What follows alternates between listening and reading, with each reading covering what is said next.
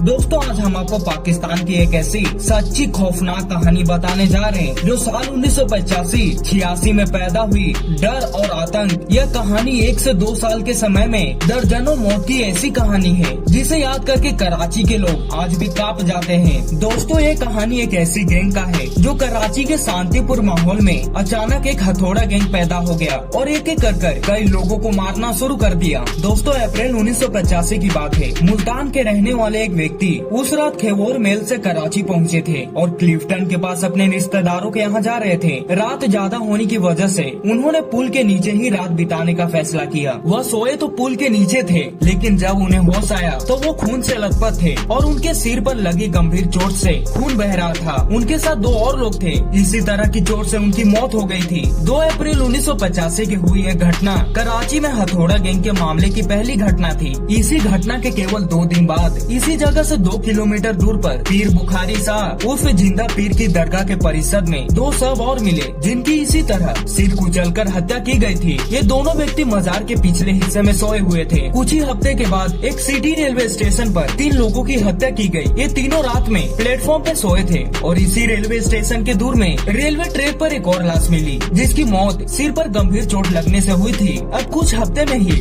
इस तरह से मरने वालों की संख्या 9 हो चुकी थी। अब सुनसान इलाके रेलवे स्टेशन के बाद इस तरह की घटनाएं ने आबादी वाले क्षेत्र और गली मोहल्ले में भी दहशत फैला दिया। इसके बाद पुरानी गोलीमार इलाके में लियारी नदी के किनारे हसन ओलिया गांव में घटी एक घटना ने तत्कालीन सरकार और पाकिस्तान के पुलिस को झकझोर कर रख दिया। इस घटना में एक ही परिवार के बच्चे समेत उसी तरह सिर पर कोई भारी और मोटी चीज मारकर मौत के घाट उतार दिया गया था। फिर कुछ समय के बाद इस तरह की घटनाएं पूरे शहर में होने लगी। घर के बाहर सड़क पर या फुटपाथ पर सोते लोग, मजदूर, भिखारी, रोजगार की तलाश में कराची आने वाले परदेसी, दुकानों और छोटे होटलों के कर्मचारी लगातार ऐसी भयावह घटनाओं के शिकार होने लगे। साल 1986 की शुरुआत में इसी तरह की एक और बड़ी घटना के बाद खुफिया एजेंसी के भी कान खड़े हो गए। यह घटना मजदूर बस्ती मूसा कॉलोनी में हुई थी, जहां गली में सो रहे 8 मजदूरों की भारी हथियार से वार करके हत्या की गई थी। दोस्तों अब तक कराची के लोग और राजनीति से लेकर प्रशासन तक सबके कान खड़े हो गए और इस घटना को पाकिस्तान के असेंबली में भी उठाया।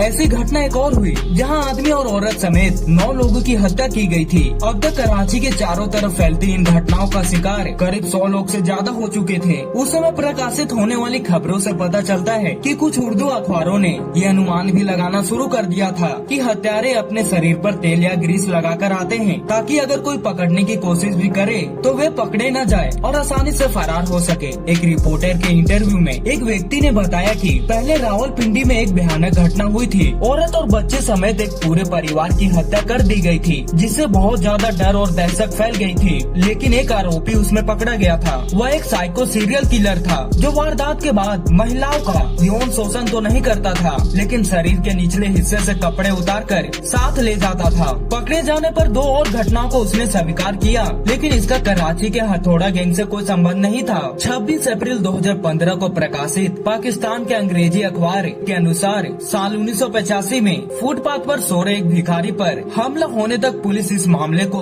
किसी एक व्यक्ति या सीरियल किलर का अपराध समझती रही। लेकिन हमले में बचने वाले भिखारी ने पुलिस को बताया, जब मैं सो रहा था कार के पहिए की लगड़ने की आवाज से मेरी नींद खुल गई। कार में से सफेद कपड़े पहने 4 लोग उतरे। उन्होंने अपने चेहरे को काले कपड़े से ढका हुआ था। गाड़ी से उतरकर वो मेरे पास आए और उनमें से एक व्यक्ति ने हथौड़े से सिर पर जोर से वार कर दिया, जिससे मैं बेहोश हो गया। हमलावर मुझे मृत समझकर भाग गए, लेकिन मैं जिंदा था। बाद में मेरी चीख सुनकर स्थानीय लोगों ने मुझे हॉस्पिटल पहुंचाया। जब पुलिस ने यह बयान दर्ज किया तो एक तो पुलिस और खुफिया जांच एजेंसी का यह नजरिया बदल गया कि ये घटना किसी एक साइको, मानसिक रूप से बीमार सीरियल किलर का काम नहीं है, बल्कि एक संगठित गैंग की सोची समझी और सुनियोजित साजिश है। जाहिर है इससे पहले इस तरह की घटनाएं हो चुकी थी। बस फिर क्या था, जल्दी उर्दू अखबारों ने और मसालेदार खबरों से हत्या की ये अंधी लेकिन बहुत ही भयावह घटनाएं हथौड़ा गैंग की कार्रवाई में ढलकर भय और आतंक का प्रतीक बन गई। एक अखबार रिपोर्टर मजहर अब्बास कहते हैं, आज पीछे मुड़कर देखने पर ऐसा लगता है कि कराची के राजनीतिक महत्व को देखते हुए एक विशेष योजना के तहत भय का माहौल बनाए रखने की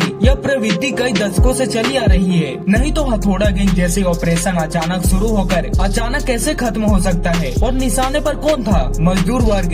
बेघर लोग, रोड पर सोने वाले, उन्हें निशाना बनाने की कोई वजह समझ में नहीं आती है। तो फिर यह क्या था? क्योंकि इन घटनाओं में किसी की भी गिरफ्तारी नहीं हुई थी। यहाँ तक कि कहानी वास्तव में आधिकारिक तौर पर कोई नहीं जानता था कि हथौड़ा गैंग की वास्तविकता क्या थी। जब यह घटना शुरू हुई और बेघर लोगों को निशाना बनाया जाने लगा और आम लोगों का जीवन खतरे में पड़ गया, राष्ट्रपति, प्रधानमंत्री, मुख्य सचिव, सभी के यह आदेश थे कि पता करो ये कौन कर रहा है और क्यों कर रहा है। ये सारी घटनाएं रात के अंधेरे में 2 से 5 बजे के बीच होती थी और आमतौर पर सुबह रोशनी होने पर इनके बारे में पता चलता था कि रात में किसी ने सिर कुचलकर किसी की हत्या कर दी। दोस्तों, पाकिस्तान के कराची में इतना भयानक माहौल बन गया था जिसका अंदाजा भी नहीं लगाया जा सकता था। और ऐसा नहीं है कि कहानी कोई एक आधा हो जाए, कहीं 3 हो रहे हैं, कहीं 4 हो रहे हैं, कहीं 2 हो रहे हैं, कहीं 1 हत्या हो रही है। जिन लोगों की हत्या की जाती थी उनके सिर में इतनी गंभीर चोटें होती थी, ऐसा लगता था जैसे कि उन्हें किसी बहुत मोटी और भारी चीज से मारा गया हो। दोस्तों, कुछ पता ही नहीं चल पा रहा था कि ये घटना कौन कर रहा है। बहुत ज्यादा डर और खौफ फैला हुआ था। यहाँ एक ऐसी समस्या बन गई थी जिसे आप आतंकवाद भी कह सकते हैं। उस समय आम अपराध भी होते थे, लेकिन इन घटनाओं से जो डर, खौफ और दहशत फैली थी, इससे पहले कभी ऐसा नहीं हुआ था। खुफिया एजेंसी के प्रमुख कर्नल सईद ने दावा किया कि खुफिया जानकारी के अनुसार लीबिया होल्डिंग बैंक का प्रभारी अमर नामक आरोपी था और हथौड़ा गैंग का सब कुछ वही था। दोस्तों, पाक लीबिया होल्डिंग एक तरह का निवेश बैंक था। हालांकि दोस्तों, खुफिया एजेंसी की नजरों में आने के बाद भी इस आरोपी को तुरंत नहीं पकड़ा गया, बल्कि एक लंबे समय तक निगरानी करने और उनके खिलाफ बहुत से सबूत जमा करने के बाद उन्हें लाइव डिटेन, जिंदा गिरफ्तार किया गया। दोस्तों, खुफिया एजेंसी ने कहा कि हथौड़ा गैंग एक अलग तौर पर कुछ नहीं था, यह एक बड़े रहस्य का हिस्सा था जिसका उद्देश्य रातों रात परिणाम हासिल करना भी नहीं हो सकता था। जैसे जब आप संगीत सुनते हैं तो कई टूल्स का इस्तेमाल किया जाता है, जैसे तबला, सितार, बांसुरी बज रहे होते हैं। अगर आप इन्हें अलग अलग सुनते हैं तो कुछ भी समझ में नहीं आता है, लेकिन अगर आप उन सभी को एक साथ ताल में सुनते हैं तो समझ में आता है कि यह तो एक धुन है। इसी तरह दोस्तों, अगर आप आतंकवाद की घटनाओं को अलग अलग करके देखेंगे तो आपको कुछ समझ में नहीं आता, लेकिन अगर सारे लिंक को जोड़ दिया जाए तो समझ में आता है कि यह तो एक बड़े खेल का हिस्सा था। खुफिया एजेंसी की जानकारी के अनुसार लीबिया में रहने वाले पाकिस्तानी लोगों को पाकिस्तान लाया जाता था और यहाँ एक आईबी के अधिकारी के साथ मिली भगत की वजह से उन्हें एयरपोर्ट पर हर संभव सुविधा मिल जाती थी। शाम को लीबिया से पाकिस्तान फ्लाइट आती थी। रात में वे लोगों की हत्या करने की वारदातों को अंजाम देते थे और रात में ही वापस लौट जाते थे। वे जिस पाकिस्तानी को अपने साथ लाते थे उन्हीं के इलाके में जाकर वहीं किसी न किसी को मार देते थे। लेकिन दोस्तों, आगे क्या होना था? जब कहानी खुलने पर लीबियाई नागरिकों के खिलाफ ही न कोई कानूनी कार्रवाई हुई और न ही उनके खिलाफ कोई मुकदमा दर्ज किया गया, बल्कि इसके बजाय नापसंद व्यक्ति करार देकर लीबिया वापस भेज दिया गया, क्योंकि उनके डिप्लोमेट वीजा होने के कारण उनको डिप्लोमेट इम्यूनिटी थी। बाद में खुफिया एजेंसी ने दावा किया कि उन व्यक्तियों की गिरफ्तारी और नापसंद व्यक्ति करार कर उन्हें वापस लीबिया भेजने के बाद हथौड़ा गैंग की कोई घटना नहीं आई। दोस्तों, आशा करता हूँ कि आपको ये वीडियो पसंद आई हो। दोस्तों, अगर वीडियो पसंद आई हो तो वीडियो को लाइक और चैनल को सब्सक्राइब करके बेल आइकन को ऑल जरूर करिएगा।